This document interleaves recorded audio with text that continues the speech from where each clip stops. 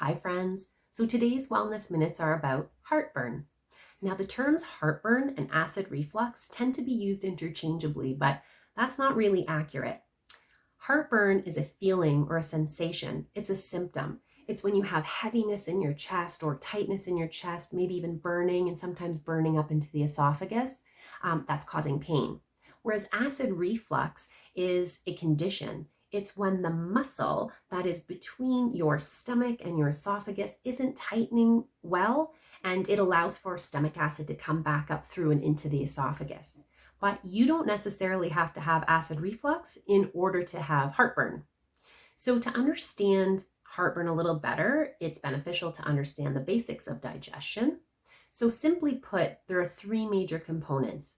You have enzymes, which are naturally occurring in the foods we eat, if the foods are whole and real foods that come from like living things.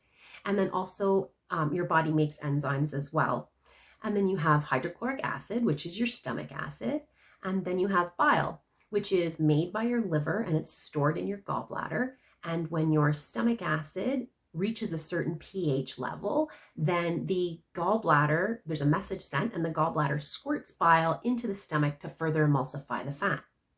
Now, typically when you see heartburn commercials used for like advertising medications and things, it shows somebody that's just gorged themselves in a crazy heavy meal or fast food meal.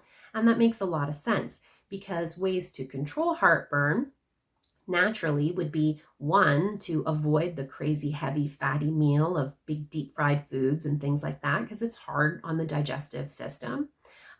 To avoid fast food and chemically altered foods, things highly processed because the body was never really made to digest that to begin with, right? Also, surprisingly, is avoiding your food sensitivities. So sensitivities can kind of do a number of chaos situation on your digestive tract. And one of the things is affecting that timing. So that can do that. And then the other thing is to avoid like heavily cooking everything you eat. So sometimes, people will have like a well done steak and then a baked potato and some gravy, and they won't have anything like salads or anything really to go with it that are still containing enzymes. And the things that they are eating are really heavily processed and cooked. So they've cooked the enzymes right out of them. And that doesn't really do your body any favors either.